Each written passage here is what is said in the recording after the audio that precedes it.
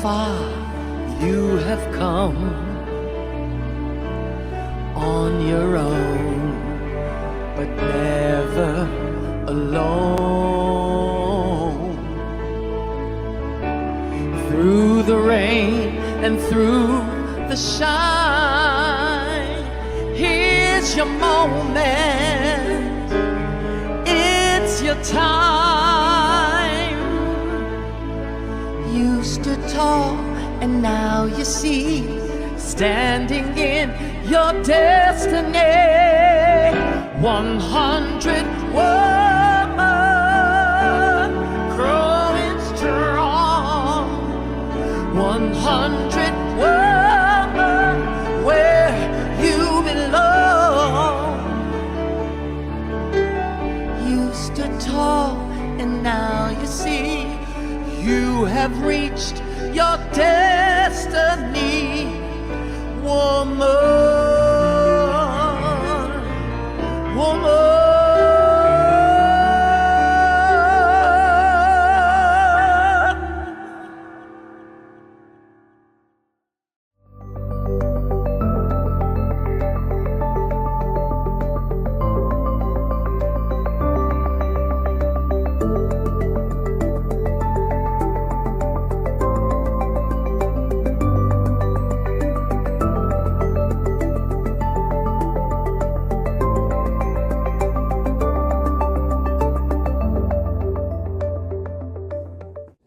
As people of African descent, we offer this land recognition in solidarity with the indigenous peoples of Turtle Island in the efforts and deliberate intentions toward decolonization.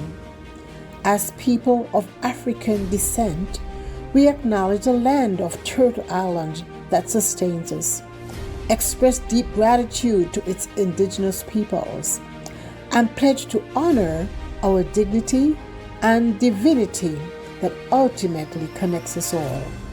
By Kay Johnson. Welcome to 100 ABC Fireside Chats.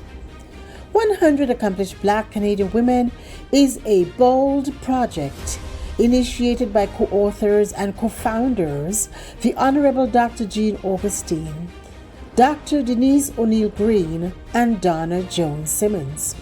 Our mission is to celebrate and archive the professional accomplishments of trailblazing Black women from all across Canada. The goal is to create an ever-expanding database available for current and future generations via print media, public and private libraries, as well as our website, which is www.100abcwomen.ca. In addition to our fireside chats on topics that matter to our communities, such as education, healthcare, entertainment, creative arts, trade union, and so much more, we offer biennial book launching galas and biannual symposiums. The co-authors and co-founders would like to take this opportunity to thank each of you for attending today's fireside chat. We know that you will find these sessions educational and inspirational. So sit back, relax, and hear from our brilliant and talented honorees. Welcome to another episode of 100 ABC Women Fireside Chats. As a proud 2018 honoree and board member with Black History Ottawa, it is my honor to be moderating this fascinating panel discussion. Now, Canadian Black history stretches back over 4 centuries, but it's only been 30 years since Black History Month has been a national observance in this country. Much of this history has been documented and preserved by our own communities, scholars, and educators, and I'd like to acknowledge some of our 100 ABC honorees who've done this important work, including Nova Scotian labor and human rights activist Dr. Lynn Jones, Dr. Afua Cooper, author of The Hanging Evangelique and creator of Black People's History of Canada, Kathy Grant, Black Canadian military history expert and creator of the Black Canadian Veteran Stories website, historian Dorothy Williams, author of 3 books on Montreal's Black history and co-creator of the ABCs of Canadian Black History kit, the author and knowledge keeper, Elder June Gervin, who inspired the Black History in Ottawa Streets bus tour initiative. There are many more. These are just a few. So in this episode, we discuss cultural legacy and Black history in Canada. And we are going to be talking on preserving and celebrating Black Canadian history, from grassroots archives to national recognition to educational reform. So let's meet our panelists. We'll start off with Sandy Thomas. She's a retired lawyer who practiced for 29 years as a federal prosecutor. And 2 years ago, she taught a summer course on Black Canadian history at OISE. Yes, Welcome. thank you. Thank you very much, Sarah. Next we have Marie Clark Walker. She has represented Canadian workers on the global stage for over 2 decades. She's a tireless advocate for equity, human rights, and decent work. And she has done a lot to strengthen connections between Canadian struggles and global movements for justice and dignity. Welcome, Marie. Thank you, Sarah. Next, we have Dr. Nikki Clark, an award-winning media personality, author, and founder of The Nikki Clark Show and The Nikki Clark Network. She also has the distinction of being a former president of the Ontario Black History Society. Welcome, Dr. Nikki. Thank you so much, Sarah. Happy to be here. Great to see all the co-panelists. Yes. And we also have Lisa Skeet. While attending fine arts and minoring in African studies at York University, she was an executive member of the Caribbean Students Association, the Pan-African Students Collective, and the Unity Force organized movement. She is very much involved in the school system, so we're going to hear about the work she's doing there. Welcome, Lisa. Thank you. Good to be here. We also have Dr. Dolana Mogadime, who for 23 years has been a member of the Faculty of Education at Brock University. She's won many awards, including the Brock University Award for Open Access, and we're going to hear more about the work she's doing with Open Access. Welcome, Dr. Mogadime. Thank you so much, Sarah. Really excited to be here. And last but not least, Dr. Barbara Hamilton Hinch, a professor in the Recreation and Leisure Studies program, as well as Assistant Vice Provost, Equity and Inclusion at Dalhousie University School of Health and Human Performance. Welcome to all of you. So I would like to hear how each of you is connected to the topic we're discussing, and that is Black history, heritage, culture, and the preservation, the documenting and preservation of that. We'll start with Sandy. Thank you. I think that my involvement in Black Canadian history stems from the fact that I was born in Halifax, Nova Scotia. My parents came to Halifax in 1955 for my dad to attend school. My mother put my dad through school by teaching in Cherrybrook and East Preston. And I'm sure Dr. Barb knows a little bit about that. She taught with people like Mrs. Evans and let me see, Gloria Harper, et cetera, et cetera. She loved it, but it was a segregated system. And my interest in this also stems from the fact that as a Canadian, Black Canadian growing up in Toronto, because we moved to Toronto when I was 4, I was born in Nova Scotia, I knew nothing about our history, Black Canadian history. In fact, I knew nothing about Black history at all, because during the 60s and the early 70s, there were very few Blacks in Toronto.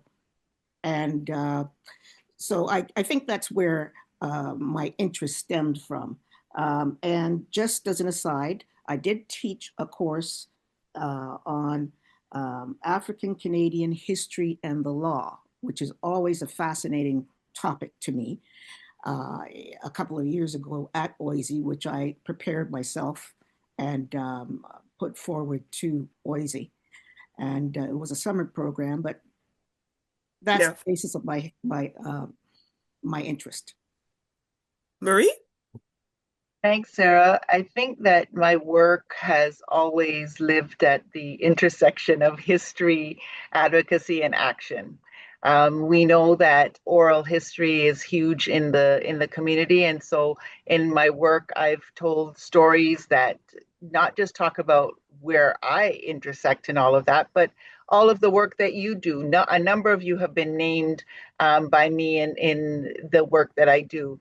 And I think from all the stories that we preserve in our communities to the broader recognition that we now see during Black History Month, that journey has always been driven by people who've refused to let their contributions be erased. And I'm not any different. And I think my work continues on in that tradition, whether it's through the labor movement, community advocacy, or the international efforts like the advancing of Convention 190. And continue to see my role as helping to bridge the gap from grassroots telling of stories to the systemic change that we need to see. It's about ensuring that all of our lived experience, particularly those of Black workers and communities, are not just preserved, but recognized, valued, and acted on at every level. Because, when we talk about cultural legacy, it's not just about what we inherit, it's about what we choose to carry forward. And in the work that I do, I'm committed to making sure that that legacy remains visible, it's respected, and it's transformative. Transformative, particularly for the next generation and generations to come. And that's how our legacy will live on. We're going to get back at some point to the transformative aspect as well. Nikki. Yes, thank you so much. Storytelling is one of the most powerful tools we have, and it's how we pass down legacy, truth, and identity. And through the work that I've done on the Nikki Clark Show, I've been able to, meet people where they're at and to amplify their voices. Many people who are maybe overlooked and unheard, so they are allowed through this platform to speak. And for our Black community, storytelling is, where we can fill in the gap that is left out in history books and reclaim our narrative, our way, so that we can celebrate the excellence in the community, share the achievements for everyone to benefit, and also to lead the way for the future generations. So I'm excited to continue that work. I've been doing it for 17 years. And also the work that I've done and continue to do through the Ontario Black History Society, which was founded in 1978 as a nonprofit organization with the mandate to preserve, protect, and promote Black history. So the work we do as volunteers is to go into the school boards, to boardrooms of corporations to share the good news of Black Canadian history. Thanks for that. Lisa. Well, it's a bit of what everyone has said so far, but I think my advocacy started probably from the womb. And the family that I come from Barbados, who were very, on my matriarchal side of things, very socialist. And so that's been ingrained in my DNA coming up. And so in my years of school and then in university and being adversarial with regards to the Black experience and how we should be part of the fabric of society, including our history, because Black Canadian history, diasporic history is history, period. And so I've always championed that within the school board, working with the International Languages and African Heritage program, which I'll talk a bit about. And that actually started 1 year before the Ontario Black History Society, so 1977. And into union space where I am now with from CUPE, which is the largest union of Canadian public employees. And so from national right down to our local levels, we are working on programs like AROP, which is an anti-racist education and resource that we want all locals, all spaces, workspaces, especially education workers, to have to be able to use to integrate and implement and celebrate our history because we have to debunk a lot of stereotypes that still exist.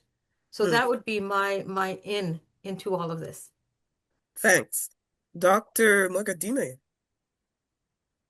Yes, thank you so much. Well, I want to pay homage to the educators that I was fortunate enough to learn about and be a student of.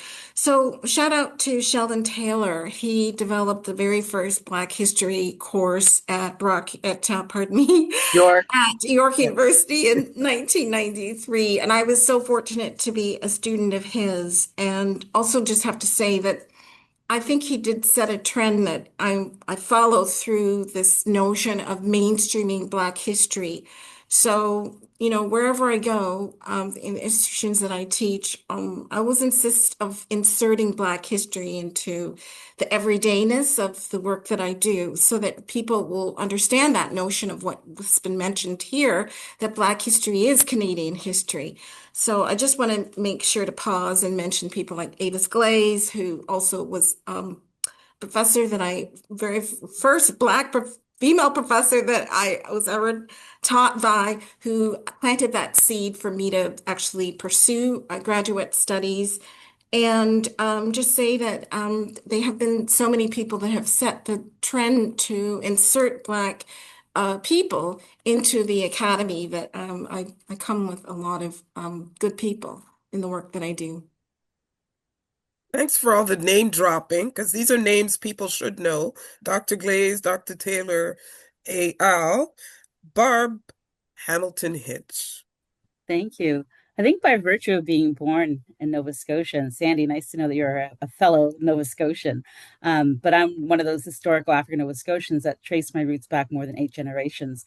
And Nova Scotia has often been called as the birthplace of Black civilization in Canada, recognizing there's long historical communities both in Montreal and in Ontario. But this is the only home we have known. And before the 1960s, this is where most of the Black people existed in Canada, was in Nova Scotia, particularly with the number of migrations that came here. So when we talk about Black history, like how one of my other colleagues said, born out of the womb and knowing where my ancestry was and giving connection to Mother Africa, and the fact that we were able to be here and survive here as African Nova Scotians. And I look forward to talking more about what does that mean when we use the term African Nova Scotian and we recognize our 52 land-based communities that exist here in Nova Scotia. And have been really important in developing a number of programs here. And some of you will know the history of Nova Scotia, and we'll share it more today as we delve into conversation together. Yeah, thanks for If I that. could add, Sarah, I think Yeah. all of us too can take some credit because long before there were programs in the schools, we were teaching our kids about Black history, about Canadian Black history, international Black history. So we all have a role and have played a significant role in continuing that as well. Thanks for that, Marie. And we're going to really get into the grassroots teaching of Black Canadian history and culture that has preceded the institutional initiatives. So this year, Canada celebrated 30 years of Black History Month. Yeah, the shortest month, 1 month, and we're Black all the time. Anyway, so the theme chosen for this year was honoring Black brilliance across generations, from nation builders to tomorrow's visionaries. What are your thoughts on that theme? Why would they choose a theme like that at this time?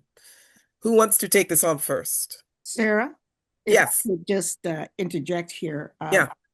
When I first read that question, I said to myself, what is the government of Canada doing to honor Black brilliance across generations, from nation builders to tomorrow's visionaries? What are they doing to do that? Mm-hmm.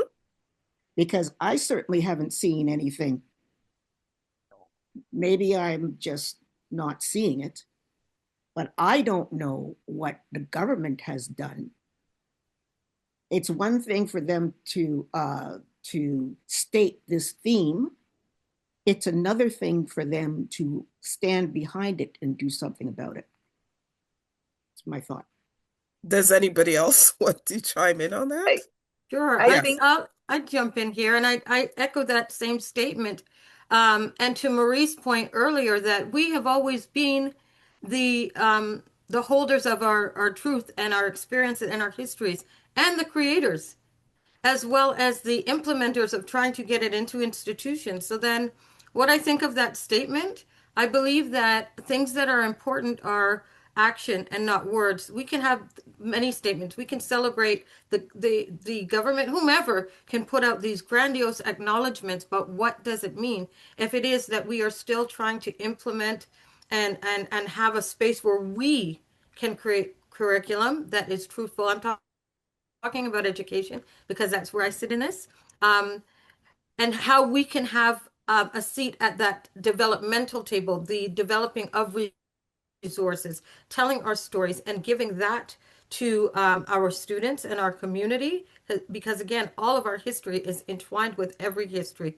We are like our Exactly. history is history, our foundations are everything that has Canada, everything that is the diaspora cannot be erased or separated from us.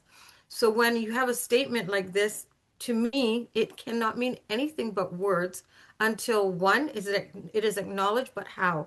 And the very important piece of that how is that we are the people that are developing institutions or resources or curriculums, and we have that space because we are capable, because we are worthy. yeah, Other than that, if it's not actualized, doesn't mean much to me. Thanks for and I that, think Lisa.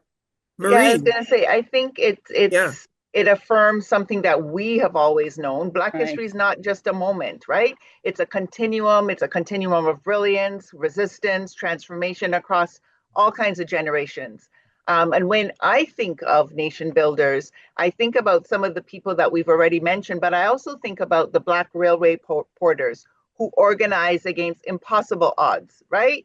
The domestic workers who built communities while being excluded from all the basic protections and to still today Yeah. are excluded from some of those basic protections. And all of the activists that challenge systems that were never designed with us in mind, right? From the criminal justice system to the healthcare system that, still are not working for us. And so for me, these are the foundations on which Canada stands. It stands on our back, right? Even if the contributions were minimized or erased, we still know that we are the ones that built this country. While at the same time, I think the whole nation of tomorrow's visionaries remind us that it's our responsibility not only to honor the past, but to also invest in the future. And so I see that in the young Black organizers that are out there, the young Black educators and the workers who are pushing boundaries, pushing in ways that we didn't push in, right? Demanding equity, not just in principle, but also in practice. So yes, as Lisa said, we don't just want words and statements and pretty posters. We want action. And for me, so when we talk about this theme, it is a call to action to bridge generations, to pass on the knowledge and the power, and to ensure that Black brilliance is not only celebrated, but sustained, protected, and resourced every single day of the year. I thanks for think that. building on those, oh, sorry. Oh, yeah, I was just Barb? going to say, building on those words, in Nova Scotia, we had our own little challenge at the African Heritage Month Gala. We were getting ready to celebrate the closing of African Heritage Month. And during that time, our premier announced the cuts in many scholarships and programs that were targeted towards African Nova Scotian students or Black students and Indigenous students. So our gala, which was meant to be a celebration, turned into its own protests. And since then, we've been fighting against our provincial government to reinstate some of the programs. We have had our scholarships reinstated. So when you have governments who say we want to see this Black brilliance, we want to support our Black learners, and on the other hand, you see reductions in programs and services. So we continue to have to fight as Black people to advocate for our rights and what we deserve and what we demand. And so you're right, we've been the historians, we've been the teachers, we've been the ones changing the programs in our universities and our public school system. And I think we're going to continue to have to do that. And we got to make sure that our students our families and those other people in Canada don't forget the history of Black people in Canada. We've built this country, and yet we're not seen as people who have done that. And when you talk about the domestics, we need to give homage to the Black loyalists, the Maroons, the Jamaican Maroons, who helped to build a lot of forest trusts here in Nova Scotia. And if you do a tour in Nova Scotia, they don't talk about the Jamaican Maroons and their contributions here in Nova Scotia. So we do need to keep this history alive to make sure it's not forgotten. Thanks for that, Barbara. That was pretty shocking, actually, what happened at that gala. Nikki, in the media space, is this being honored at all? The theme that the government of Canada proposed for this 30th anniversary? Well, I haven't seen that much presence of that kind of acknowledgement. But I've never been the type of person, Sarah, to sit and wait for things to happen for me. I always take action, and continuing to just go on the ground. People invite me to come into their schools or their hospitals or what have you, because there is a community at a community level, an interest in Black Canadian history. So I take that invitation to share who the trailblazers are, what is current, and how we can make a change. I make it very clear that anti-Black racism is very, very prominent in institutions. And what can we do collectively to make that change? Case in point, I talk about Viola Desmond, have them take out and have a tangible view of Viola Desmond on the $10 currency, Canadian currency. 9 out of 10 people in that room don't even know the story of Viola Desmond. So that is clear to me that there's so much work left to be done. With the fanfare and nice words and pleasantries that, it happens in the background, that really doesn't faze me because I've just always been focused in doing the work. Yep. Deeds, not words. Dr. Mugadime? Yeah, so, I agree wholeheartedly with what everybody is saying. I also want to say that these kinds of grand statements do allow us to galvanize. They do allow us to have a bar that we can then insist upon being acknowledged and insert our presence. So while I totally agree with everything that's been said, I also want to say that it can become instrumental in helping us to know that we can actually hold our colleagues accountable. We can insist on working together, and we can be invitational, invite our allies into having conversations about the inclusion of Black history in our institutions. So while at the same time have to acknowledge what you've been saying, that this is work that has been done in a steadfast way over many decades by many Black community members. Thanks for that. So Canada signed on to the UN Decade for Peoples of African Descent with the 3 pillars, recognition, justice, development, in 2018. Okay, that's 3 years after, other countries signed on. So in your opinion, how has this international initiative helped increase mainstream Canada's awareness and appreciation for Black cultural legacies, experiences, and histories in this country, if at all? Who wants to take this on first? I'll start. I think in Canada, it definitely helped to push conversations about anti-Black racism. It's sad that it took them 3 years into the decade to actually do something, say something, and acknowledge it, right? So yes, it has pushed the conversation. It has also pushed our cultural legacy further into the mainstream. We have seen more visibility, more institutional acknowledgements, more conventions, more committees talking about it, and a broader public willingness to actually engage in the discussion. But awareness And those announcements are just a first step. Too often we still see that it's just statements. Nothing is happening past those statements. And so it does not, it doesn't lead to a transformative change, right? It is more performative. It is more just talking making the statements rather than actually doing the work, whether it's in our workplaces and education systems or within our economic policies.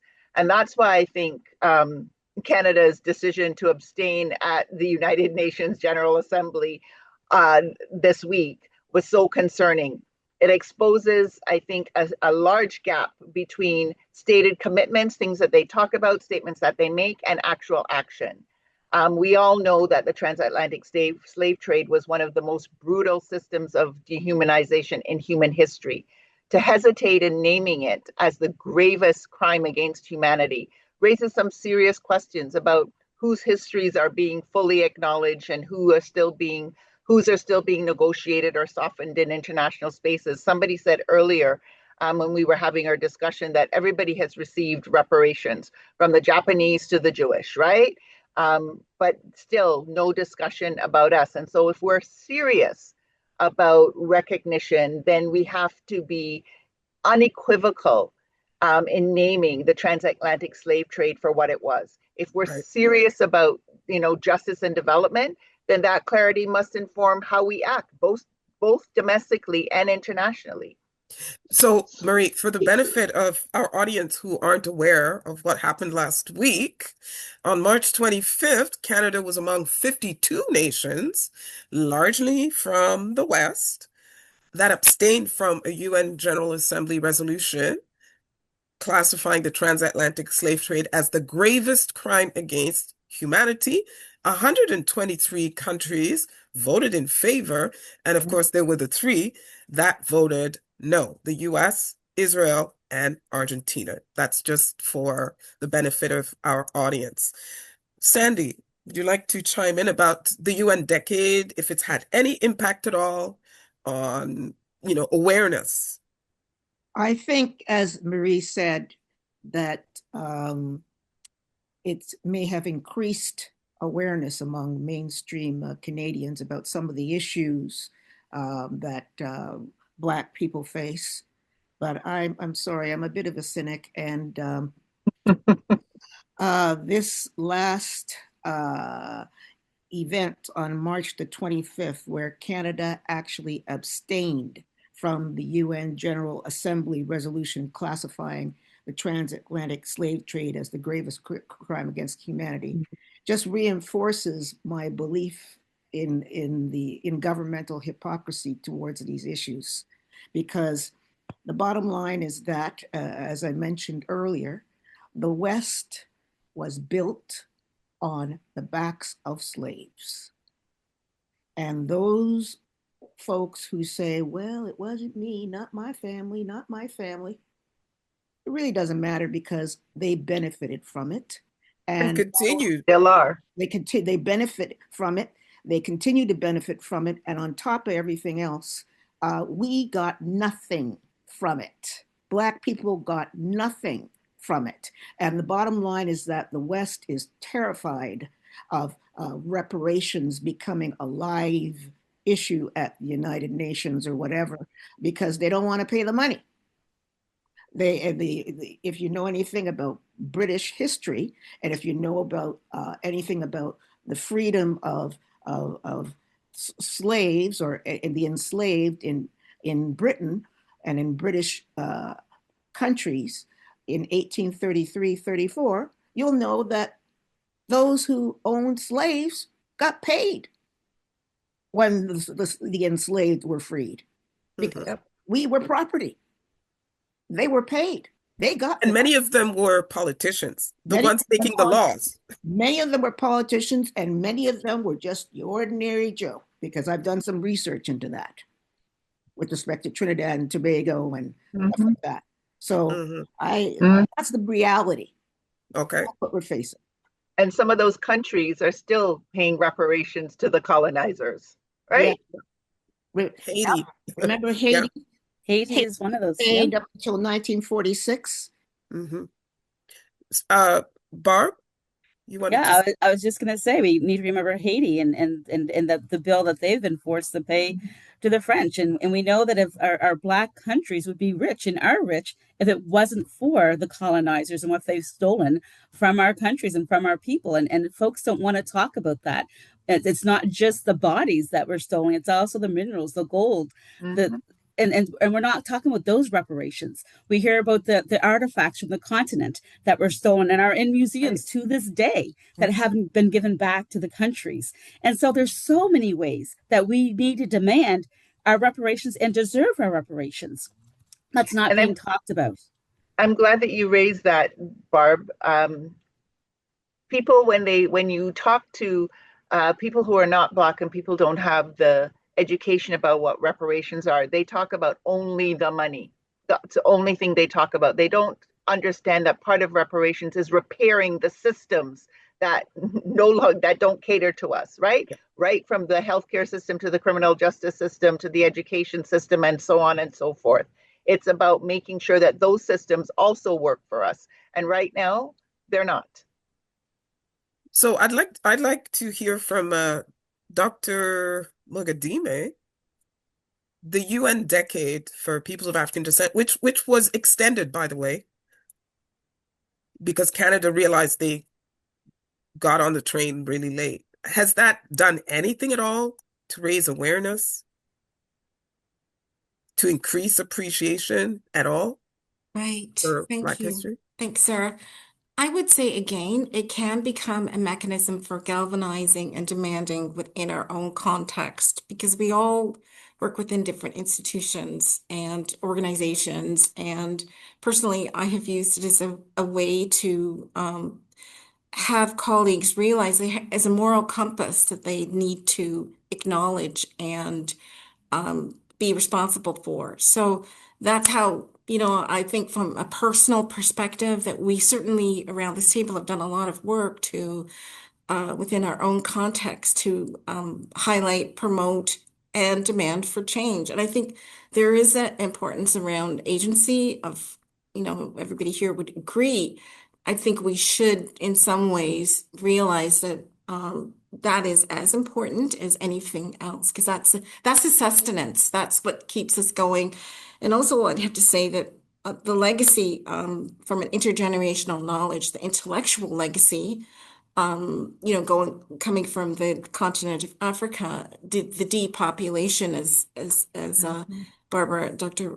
Hamilton Hinge had mentioned, was one of the gravest, ways that we were undercut as a people, and I'd have to say that an important part of what we're doing now is to reinsert that. Knowledge and presence within the space of learning.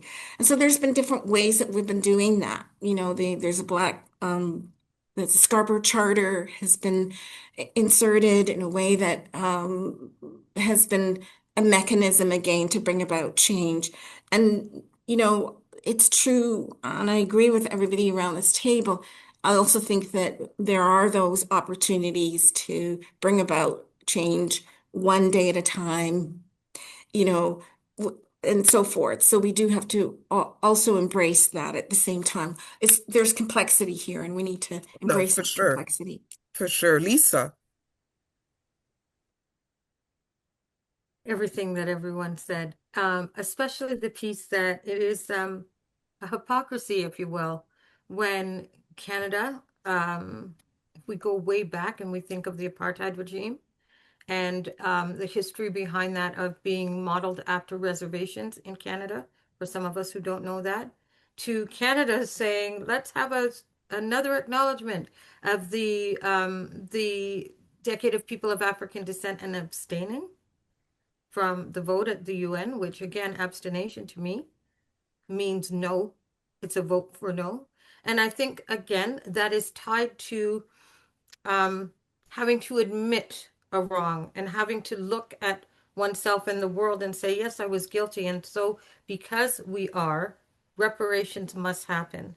But I also agree that this could give us the impetus to do what we have to do and what we've always done in ways that we will be resistant of being erased or are not validated or not having reparations. We can wait for reparations or we can continue to do what we are doing. We have to do that.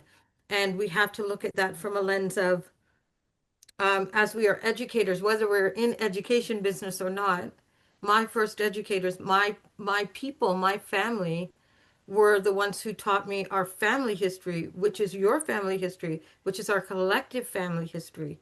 And now I've got a 19-year-old who just left the room because she brought my charger for me. And she has to be inspired too in a world where right now they are being told DEI shouldn't matter. You should not be because you are Black, as opposed to we should be just as others are.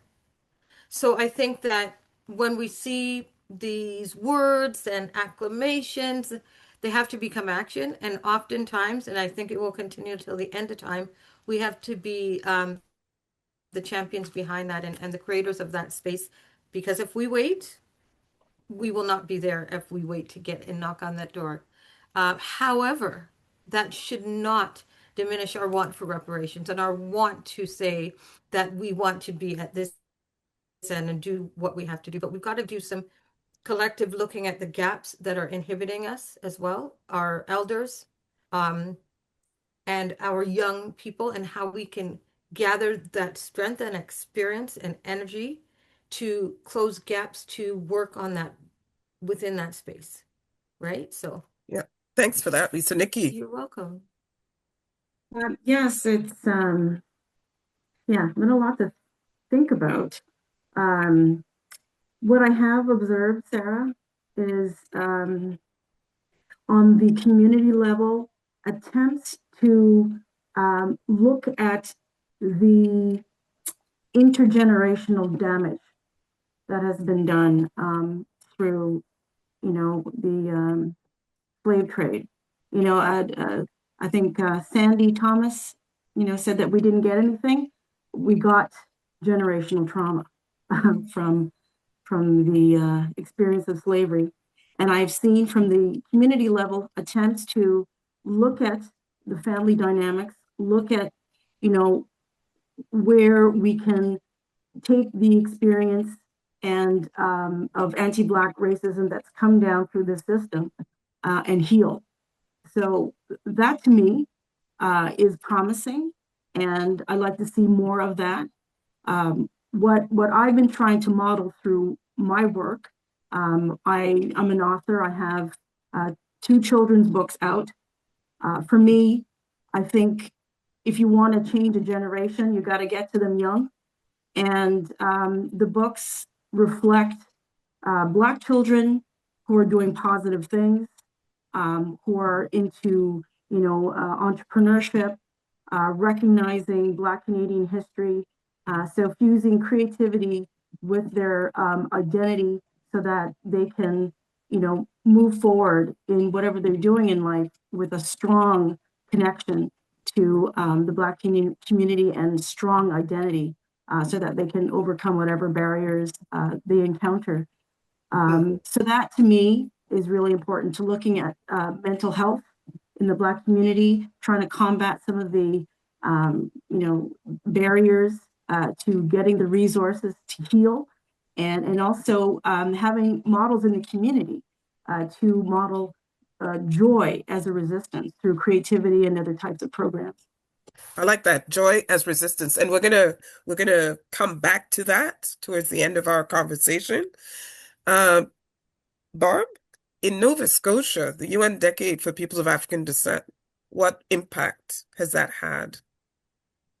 I think similar to what some of the other panelists have shared, it's we have a number of programs that exist in Nova Scotia, and we have more and more people talking about anti-Black racism, and we've seen that awareness raising and it's given us that platform. And I recognize the number of museums that exist in Nova Scotia that have been just growing and people becoming more and more aware of them and wanting to attend them. So we have the Black Cultural Center that is in the process of expanding. That was one of the first Black museums existing with Canada for a long period of time. And I give honor to Dr. W.P. Oliver, who saw that vision, and the residents of Africville and the Africville Genealogy Society, who continue to keep that history alive, and the Black Loyalist Society. So I think with the UN Declaration, it made people more aware of some of the history that exists in Nova Scotia to a degree. And we also recognize that it still has not given recognition to the generational historical trauma that Dr. Nikki just talked about. And here we look at the impact of racism on our health and well-being. Senator Dr. Wanda Thomas Bernard has done several research on that. We look at our segregated school system, that the last segregated school closed in Nova Scotia in the 1980s. People don't realize that history in Nova Scotia. So we're still recovering and building a legacy of Black excellence. So the UN Declaration, we've used it as our platform to continue to elevate the history of Black people, but we haven't received much, let's say, from the nation, from the country, in terms of contributions to elevate that. It's been on the backs of those who continue to resist and fight against some of the oppression that continues to exist here in Nova Scotia. So I'd like to find out from you what some of the examples of best practices in terms of grassroots promotion, preservation of Canadian Black history. Yeah, thank you for that question. We have one of the oldest Black organizations, which is our African United Baptist Association, that exists here in Nova Scotia. We have the Black Educators Association that started in the 1960s when we were increasing our number of Black educators and seeing what was happening in our school system. People know the history of the Home for Colored Children, which is now ACOMA, and when Black children weren't being welcomed into care. We as the Black community lobbied together to make sure there was places for our families and our children to go. The Delmore Buddy Day Institute, the Afrocentric Learning Institute. We have, when it comes to education, we don't leave the education system to educate our children. Being that person that was often the only Black child in our classes, and students can still go to school in Nova Scotia and be the only. They can still go to school and not see Black teachers. And so we have a Dr. Karen Hudson, who was a recipient last year, who was instrumental in starting the Afrocentric cohort at Auburn High School. And so that cohort makes sure that there's Black students that are going together through high school, that are working together collaboratively. And in the first graduation class of 24 students, every last one of them went on to post-secondary education with scholarships. So that just tells us that we need to take back the education of our Black children because the systems are not working for us. We have a number of pathway programs, and last thing I'll add, in health, because the health system is not working for us. So we have pathway programs to make sure that we're graduating Black doctors, Black nurses, Black social workers, and that we're being intentional in trying to change the systems that continue to work against us and not for us. Thanks for that. Any other best practices or initiatives that have really impressed you in terms of preserving, promoting Black Canadian history? Sandy? Me. I just think that what Dr. Clark said earlier about storytelling is very, very important. We have to, we have to tell our stories. We have to document them. We have to make sure that they are documented while people are still around. Very important. I know this because I'm trying to do my family history, my family tree. My parents are gone, and fortunately I started doing that earlier on. But that, to me, in terms of best practices, documenting, retelling, letting others know. I like the idea of writing children's books featuring young Black protagonists, as Dr. Clark said. It's very important. And that's how we can tell the stories of our people, and not only to us, but to others as well, because history is Canadian history. Yeah, and I'd like to insert in here people like Aita Sadu, Dr. Aita. Aita Sadu, Yep. who through the Blackhurst Cultural Center is doing Yes. exactly the work you're talking about, bringing generations together in a Black-owned space Right. to celebrate and learn about this history. Marie, you wanted to say something. Yeah, I wanted to talk a little bit about stuff that you can see at the Workers' Arts and Heritage Yes. Center in Hamilton. Francis Jeffers also just put together an amazing exhibit that is he can take anywhere. It's tent cards and talk about the contributions of a lot of folks within the Black community on various issues. I saw him last at a trades, building trades event where he put together tent cards of Black workers in the building trades, but not just in the building trades, in the labor movement period, who have been trailblazers, etc. Those things can go anywhere. They can go to, your child's kindergarten or your grandchild's kindergarten. And that's where we really need to start getting this information. We talked about, Sandy just talked about doing her family history and family tree. We all can do that. And in talking to our kids, our grandkids about it, that again goes on for generations.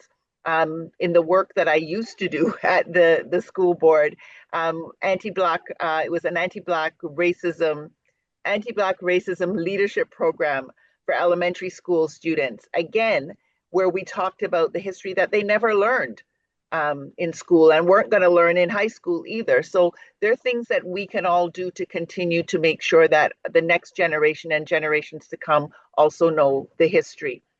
As we can't know where we're going forward. We don't know where we're going on until we know where we're coming from, correct? Yeah, thanks for that. Lisa. Yeah, thank you for letting me jump in there because all that is said, there are some realities that are inhibitants as well, though. I'd like to say, in my education space and my union space, first education, we have very important entities like AHEN, which is the African Heritage Educators Network, and ONABSI, which are tied to American entities, and they are where we collect as educators, Black educators in the school system, and we talk about what we are seeing is needed as resources, but how we can get around the lack of funding. Funding is diminishing in school boards. Our school boards are under administration. Teachers are being laid off. They're being told they have $750 for a classroom. The last thing they want to hear, oh, and you have to teach Black history too. They're not going to, heads are all over the place. But one thing that can be acknowledged and is not acknowledged readily is the things that are there now. For example, the elementary program in the Toronto District School Board of African Heritage. It used to be 30 hours integrated into the school.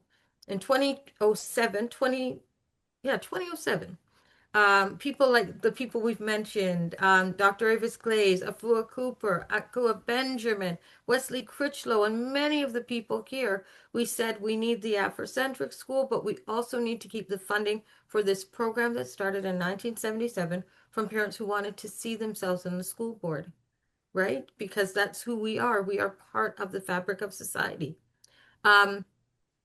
But since 2018, federal government, provincial governments, and funding lacking to the point of 2.1 billion, these important programs have gone on the wayside.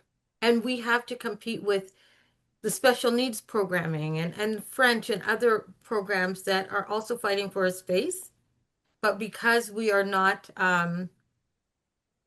as known, we are as important, but not on a priority hierarchy. We really have to look at that. So these kind of initiatives are important to support, but we've got to get our funding from the public. We're not getting it from institutions. We're not getting it from the government anymore. And then in the union space, we have developed things like AROP, as I mentioned before, which is the anti-Black racism, anti-oppression. It's anti-Black, Indigenous, anti-oppression work that we are saying every person that is an executive in a union labor space must take this training. Yeah. Because in our union spaces where we hear of equity and inclusion, that is not the case. So those are the kind of things that we have to champion and keep creating, but we have to have an insistence. We have to have a criteria for which we say this should be mandatory. Yeah. Because if we have books and resources and things that just sit on a shelf, or someone thinks Lisa Skeet came and spoke to our space, our local, and we're good, we're not. When we do a deeper dive, we need to create space and see how we can find funding to sustain ourselves, like the Ontario Black History Society. Mm-hmm. You know, that has to run by us who are members who give money to that organization to sustain it. So we got to look at that too. What are our barriers? We've got some barriers there that we have to pay attention to and work upon. So, Delana, tell us about your open access work. Okay, great. Thank you so much. And I want to acknowledge everything my sisters have been saying and say absolutely, absolutely agree with you. So just around the open access materials, these initiatives have been supported by the Ontario eCampus and funded. And it provides an avenue for which we can insert an insistence on Black history being part of that knowledge production. So I, along with a team of teachers, developed the Mandela Global Human Rights, Peace, Reconciliation, and Responsibilities. It's a guide and a set of lessons for educators. So what is wonderful about the eCampus initiative is these materials are all yet available for everybody. They're free, are downloadable. And so in terms of this particular set of materials, it highlights the legacy and contributions of Mandela on a global scale. And also to acknowledge that, he's an honorary Canadian citizen. Highlighting that is really important for people to embrace the fact of how diverse Black history is, and how impactful it is across cultural boundaries. I myself was born in South Africa and came here as a young child, as a refugee many, many moons ago, and carry that legacy, but the notion of resisting oppression in and through the work that I do. So much like what you're saying around family history, this is something I've done with my own mother, who was an activist during the anti-apartheid movement. She took the stage and really advocated for children's rights. Much like what's happening with children being incarcerated. It was appalling for that to be something that was silenced. And so she was somebody that really insisted on that being known, in the mainstreaming it through her different platforms, through the church, through women's organizations. She was on the ground doing that type of work. So we all have these memories, as you had said, Maria and Sandy and everybody really around this table here, Nikki, that we all have a sense of family history, and that this is a wealth that we can actually access to be able to insert our desire for change. And so this, the open access materials has been a way to do that. So I'll include a link to that material. But again, this is something that is sponsored by the government of Canada. So just want to mention that some of the positive things that have happened.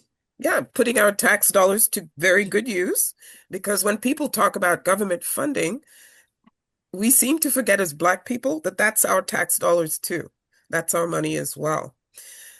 So since you, Delana mentioned, like myself, she came as an immigrant from another country. There is a complexity to the Black experience in Canada and the Black history in Canada.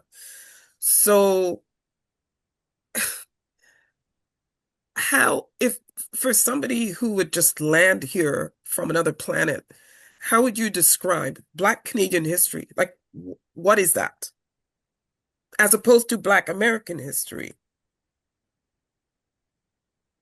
I've been asked that question a lot as a board member of Black History Ottawa when, February rolls around and we have to speak to newcomer audiences.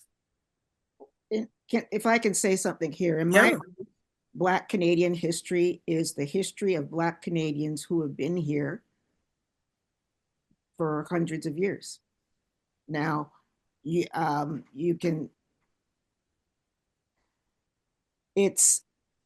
you can expand on that by saying, different waves of people came at different times. Like, for instance, Dr. Barb mentioned the Maroons coming to Nova Scotia and what they contributed to Nova Scotia. There were the Black Loyalists who came in the 18th century. There were later on waves of West Indians who came to work in the mines in Nova Scotia. There were the Black Americans who were escaping slavery. I think that you start with the premise that's just my view. You start with the premise that Black Canadian history is the history of Canadians who were here or who came here. The first Blacks who came here to Canada, I think, were in the 1600s. Yes. So you start with that, and then you talk about the different waves of people who came here, because it's multifaceted. It is. But you have to start. You have to acknowledge that there are a number of people who have been like Dr. Barb here for 8 generations. So you start. That's my view anyway. You start at when Blacks first came here and the different waves of people, and that's how you describe it. Marie? Yeah, I would say for me, what Black Canadian history looks like is the history of all Black people in this country. And I agree with Sandy when she says you start with those who have been here the longest, but I don't think that you exclude those who came last year or the year before, because their experiences are now making the history in this country. And I think one of the things that happens is, you are right, we get lumped in with what is happening in the US. And while some of it may be the same, there's a lot of it that is different. There's a lot of the history that we learned in school, so-called Black history that we learned in school, that give you American dates rather than Canadian dates. I mean, Viola Desmond is a perfect example. They talk about Rosa Parks. Well, long before Rosa Parks, there was Viola Desmond, right? Long before some of the Martin Luther Kings, et cetera, there was Bromley Armstrong, 1940s and 50s. So again, we need to speak to it from our perspective rather than that of the US, because there are a lot of differences. The pushback that I think needs to happen forcefully is this whole notion that slavery didn't happen here. Yes. And you hear that over and over and over again. And we say, hell yeah, it did, and this is what it looked like. And to some extent, it's still happening. If you look at modern day slavery, it is still happening. Lisa? Yeah. Sorry. I'd have to agree. I think that there are multifaceted pieces and intersectionalities, and that's through the first of first, and then who came, who went, who came back, and also how it has affected us as a people. Because even within ourselves, we sometimes say, well, am I African Canadian or am I Black Canadian? Or am I just Canadian? So I think within our multifacetedness and our experience and our melding part of the fabric of history, if you will, of Black Canadians, we have to also say that, like Marie said, we are also very different in our in our history, we have to acknowledge that in how we see each other and how we see ourselves from a historical point of view. And again, what we give to students, what we give to institutions, we can have so much robust discussion, and we have a plethora of history that is Canadian. And it's not to say that African continental history is not important or African American history is not important. But like Marie said, we have Viola Desmond, we have Bromley Armstrong, who was integral in unionizing and civil rights in the workplace, right? So we also have our migrant worker realities with people that have been here for many, many, many years who give us produce. And there is a history of resistance of being able to come to Canada for 30 years, work, and maybe you go back home, but you don't have rights. You don't have decency to be ill, and then what, you're packed up and you have to be sent back to Jamaica. So we have a lot of realities and we have a lot of strengths. I find that um, that comes through also in what we also have to preserve, because some of them are going astray. And I'm talking about the Afrofest in Toronto and the festivals that are in Nova Scotia or Montreal, Carnival that Mm, had an emancipation lens. And what is it now? And I'm involved in Carnival, but yeah, we should also think, like, while I'm an academic and I am in education, I'm in labor spaces, I also think that we can preserve that those pieces Culture. that gave us who we are, our culture. yeah. Nikki? Um, Yeah, that's what I'd say. Thank you. thanks, Lisa. Nikki. Yeah, that's a great question. And if I may, I'll just share a little bit about my background. I'm an immigrant as well.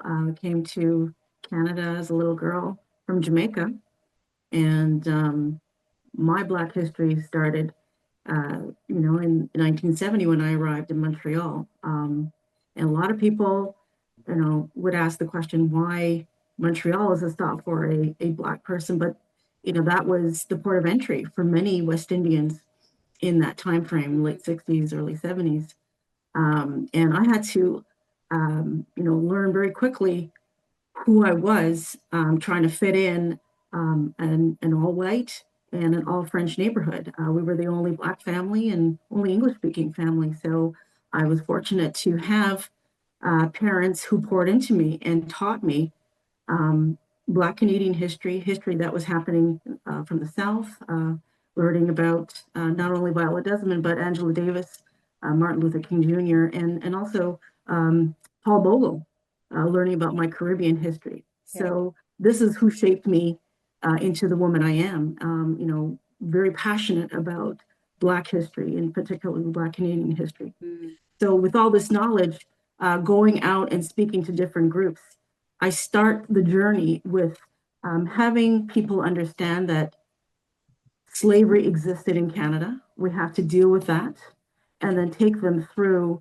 the experience of the Underground Railroad, and particularly the relevance in Ontario where I live, and the roots that happened there with Harriet Tubman, who led many hundreds of slaves to follow the North Star, and then I take them through a Black Canadian achievement, like Elijah McCoy, the real McCoy, and his incredible achievements that we all benefit from, every community, his inventions, and then I take them through why we celebrate Black history and who were the trailblazers. I mentioned the Honorable Dr. Jean Augustine and what she was able to do, and the other trailblazers there. And then as we go through some of these notable Black figures, I leave them with the question at the end, with a picture of beautiful young Black man. Well, actually, he must have been maybe in his teens, and he's wearing a hoodie. And the hoodie says, coolest monkey in the jungle. And that was an ad that was published in 2018 by, I'd rather not say the retail company, So that went out, and it met a fury of backlash from the entire world. And the ad was taken down, and there was an apology that ensued, but the damage was done. So I put that image at the very last of my presentation, and I asked everyone, what can we do as individuals to not see this happen again? To not to when we have conversations and someone brings up something like that or shows us something like that, what are we going to do as individuals to dismantle those examples of anti-Black racism? So that kind of gives you an example of what I do. So yeah. So a question for all of you. In this age where we've got so much technology that has that is facilitating information sharing, are you finding that there's more of our Canadian Black history getting out there properly? Because I mean, there's a lot of stuff out there, but is it being packaged, presented properly, content and otherwise? For me, I would say no. And even building on this question and the question before, I think it's important when even within how technology is sharing our history, that I often remind people that our history didn't start with being enslaved. Because most of us who went to school in Canada, that's where they start our history. And so if we believe that we started as being enslaved, that's what stays with us. And I do recognize the historical and generational trauma that Dr. Drew talks about, but we need to recognize the royalty, the kings, the kingdoms that we ran, that we controlled. And that history also doesn't get spoken of. And then the history of being enslaved. And I even correct people when they say we're settlers in Canada. We're not settlers, we were settled. We didn't choose to come here, many of us that are on this call. And so I don't call myself a settler. And so when we talk about the use of technology, they don't talk about that history of our kingdoms, our queens, our kings, our worldness. And often, as someone from Nova Scotia, you don't hear about the Nova Scotia history. And even just recently coming back from Montreal for a conference, and somebody said, "Are there Black people in Nova Scotia?" They're still surprised. And I'm like, really? And this is from another Black person. And so it just shocks me how still in 2026, little is known about the history of Nova Scotia. And yes, we can Google, and AI can tell us all the things we need to know about our history, but who's putting that information into AI? And that's why the oral history is so important. The storybooks, I'm thankful for Shantae Grant, who captures a number of stories in Nova Scotia, Sylvia Hamilton, who does it through film and media. And so I'm thankful for the orators and those creators to get our stories out in different ways. Because if we rely on technology, we need to remember who's putting that information into technology. Thanks for that. And I'd like to name drop some more creators out west. We've got Cheryl Fogo, who put out that documentary about John Ware. We've got Selwyn Jacob. We have at least, a cadre of folks who are telling our stories on Film Sandy.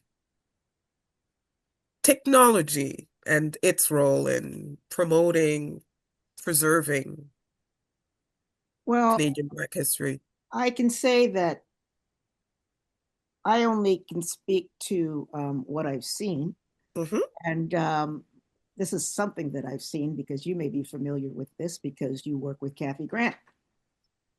Kathy Grant, first of all, is a public historian, for those of you who don't know, whose work, along with Sarah's, focused on legacy voices or Black veterans in Canada. And the number of times I have seen on Facebook over the years where Kathy has corrected information that has come from a governmental website that is, stating information about one or more of our veterans or about the Black Battalion or anything related to that. She doesn't miss a trick. You have to, a lot of the stuff is not correct. And unfortunately, it's incumbent on whoever notices it, who is familiar with the subject, to do something about it. And I mentioned Kathy because I've noticed that she's done it a number of times. She's corrected a lot of information that's been out in social media. That's what you have to do. Yeah, thanks for that. So that you're bringing up the point of our responsibility in terms of making sure that the record is correct. Marie. I think technology is a blessing and a curse. Mm. We, of late, I think I need to go back. We've seen the rise of hate, anti-Black racism, because a particular leader in the world, my opinion, has made it okay to actually use your inside voice and what was in the back of your head to actually say it out loud. Canada was always known as this nice country. We all on this panel knew that the racism was there. However, there were laws in place and things in place to prevent people from just blurting certain things out. I would say as of 2020, it became okay to say those things that you bit your tongue on before, and we're finding more people are saying those things. So you're seeing, particularly the younger people are seeing those things online, right? Through social media. That is the curse. The blessing is that we have academics, educators that are out there, politicians that are doing great things. Burkina Faso, Mali, Niger. Yes, there are still problems, but the truth is getting out. And so kids get the opportunity, and adults get the opportunity to learn their history that they may not have known. All of us on this fireside chat are fortunate because we have always questioned, or we had parents who taught us, or we were the educators who were doing the teaching with respect to our history. But now we have those online who are doing some of that teaching, and some of it, and again, the curse part is that you have to know where to look, but there are those out there that are giving accurate history, and we're seeing more and more sites that are geared to our communities that are doing history from the smallest child, the youngest child, to the oldest adult that's out there. So I think it's a blessing and a curse, and we can use it, and we have our own platforms too. We can use it to our benefit, and that's what we need to be doing more of. Delana? Yes, it's interesting to hear around, and I concur, this notion of correcting Black history, and also the omissions, and being able to use whatever means we have at our, disposal to do that. And I want to say that when you ask that other question, Sarah, around, well, what is Canadian Black history? And I have to say that I really appreciated Dr. Barbara Hamilton speaking about, pre-enslavement as a space for being able to provide a sense of our lineage, of our rich history. And so then I want to push the boundaries in terms of what Canadian history is, and we need to be able to delve into the complexities of those histories. And I would say, Barbara, that like what you've been saying, we need certain understandings about Nova Scotian history. I agree absolutely, because it's such a rich history. We also need to have a history of prior to, as you were saying as well, Barbara, so well. So I can only say that for myself, coming to this country as a young girl, witnessing activism in terms of my own family and my mother, she making friends with people like Kay Livingston, who's a very well-known Black woman, in terms of Canadian Black woman. So there's kind of this allyship across our cultures, our different cultures, that we do need to know that we're interconnected. Our notions about Ubuntu, going back to how societies were created before coming to the West. These were mechanisms to sustain us, principles that sustained us through Ubuntu. And then, emulating those in terms of how we relate to one another, even as Black people, is really important. Thanks for that. So, in an ideal world, if funding was available, what do you think needs to be done better, more, etc., to really integrate Canadian Black history and culture? Like Marie was saying, no, who is it who was talking about Caravana, all the different festivals, Emancipation Day, and all of that? Lisa. In an ideal world, if all the funding was available, what would make you happy? Like, what would you be happy if you saw it happening in terms of promoting Canadian Black history and culture? Who wants to start? We're fantasizing here. I could start that with Yeah. there's always been this want for education um, in a formalized way or in a institutionalized way, and that and coming from a program that started in 1977 and the world looked at it, the world came and saw what was happening in the Toronto District School Board, that like programs that are falling and to part and being dismantled due unto funding, that we actually live up to what the second declaration of people of African descent has said with regards to education, and commit funding monies to building and creating this curriculum and sustaining the teachers, the Black educators that are already started this work, like the people at the Center for Black Student Excellence, or in Peel, which is Mississauga and Brampton, similar to, I'm sure, what's happening in Nova Scotia and all around.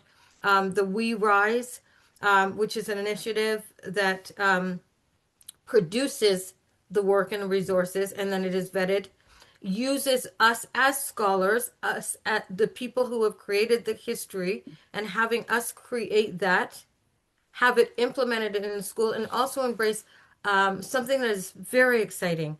And I wonder if this is happening in Nova Scotia. It has been happening for a while there, and it's the Black Students Alliances that are robust, at least in Peel and in the Toronto District School Board, where parents are now involved. So it's the Black Students Associations, the Black Parents Associations, that are really opening up whole school campuses, even to the post-secondary level, where people are hearing our history for us, by us, and for others, and it is debunking stereotypes. It is talking about the fact that we were settled. And whilst we were settled, we became Black loyal. We became everything, and we continue to be. And that, I am telling you, is so empowering for our young people. And we have to include them in this. Because remember, this is something that has to go from generation to generation to generation.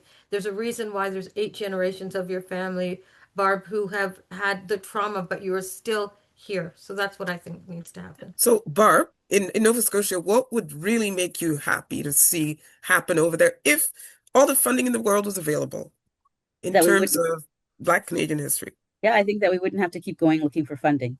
So that we have the Black African Canadian Studies. I asked for a degree at Dalhousie. It's a major. The Mhm. centers wouldn't have to keep looking for funding, that they would be invested in the Black Cultural Center, the Black Loyalist Society, Africa. There wouldn't be a need to keep having to look for funding to renovate. That the curriculum for our students in our public school system is mandatory, and that we're not looking for books and resources and teachers to teach it. It's embedded.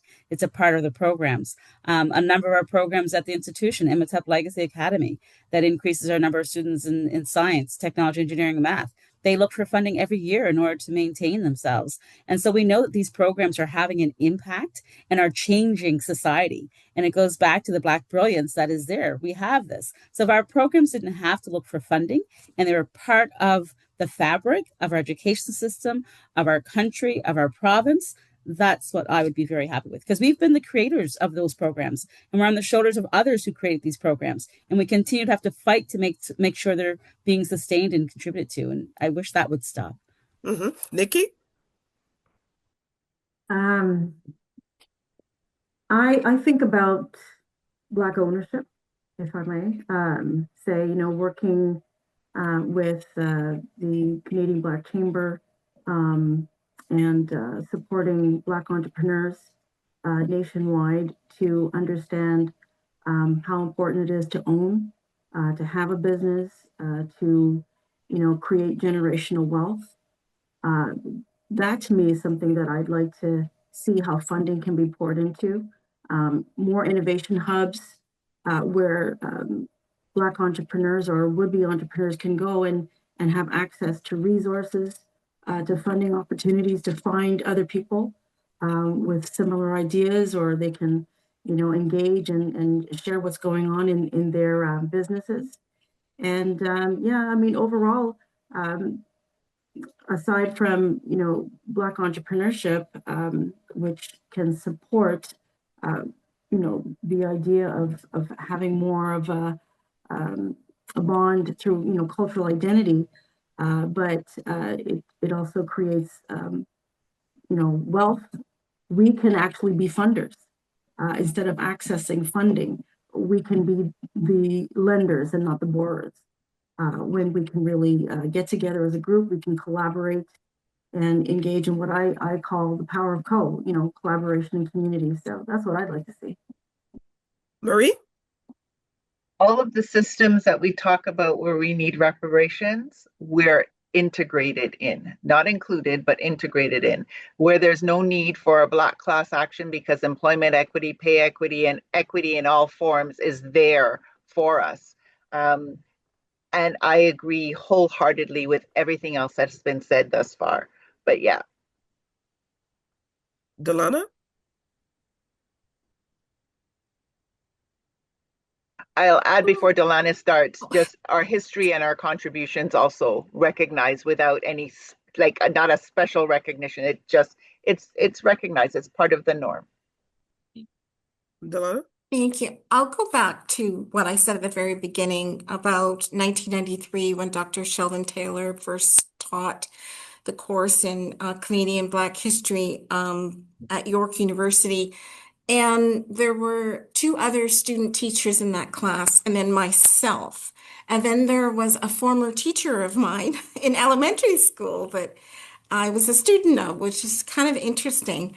But the reason I'm saying this is because it was sort of at the beginning of this trend that we've seen has grown and expanded, but it still isn't enough. We have the I think it's grade 7 and grade 8 Ontario Black history that's mandated to be taught in schools now, but there still is a need to have a sense of student teachers embracing Black history as something that is highly valued, something that actually can be pivotal for their own sense of humanness and humanity and understanding what role they have as members of society, recognizing Black people as central to who we are as Canadians.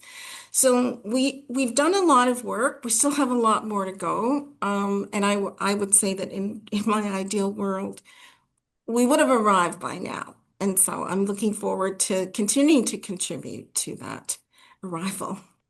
Amen. And lastly, one word to finish the sentence. Black Canadian history is Sandy.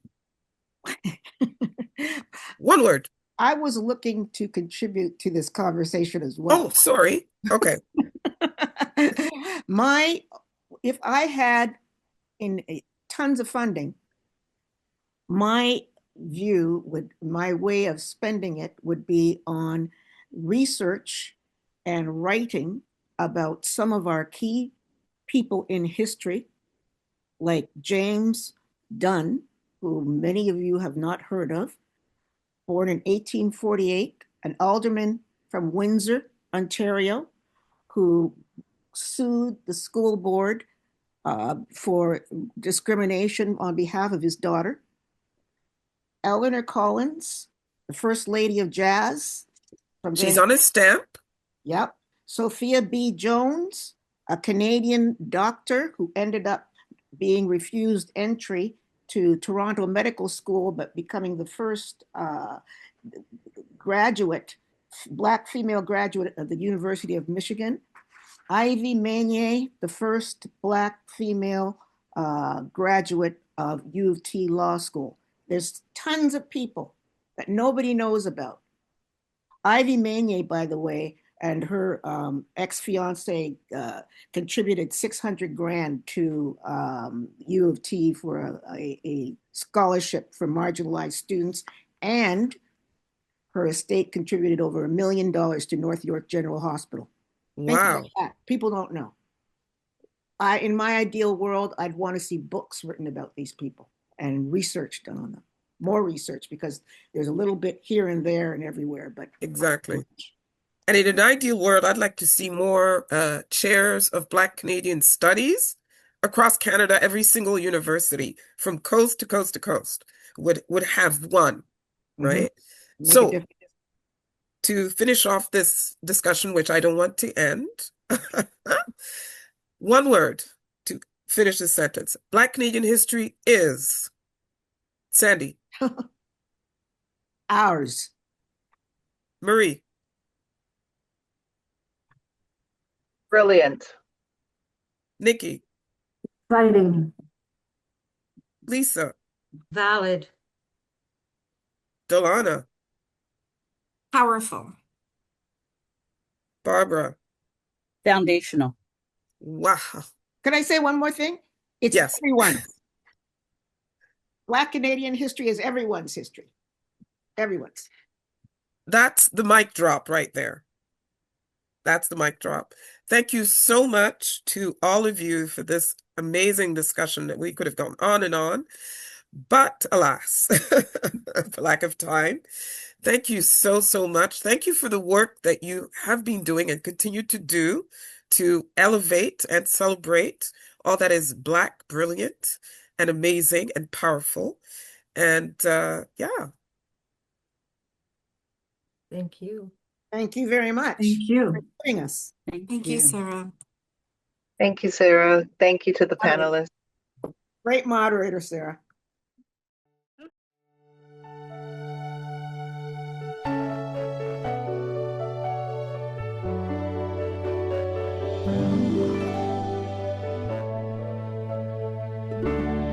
Look how far you have come on your own, but never alone.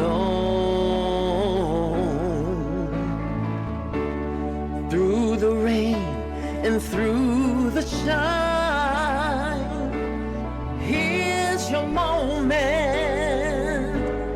it's your time. You stood tall and now you see, standing in your destiny. 100 woman growing strong.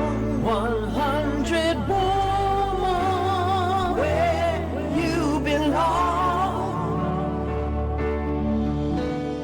You stood tall and now you see, you have reached your destiny.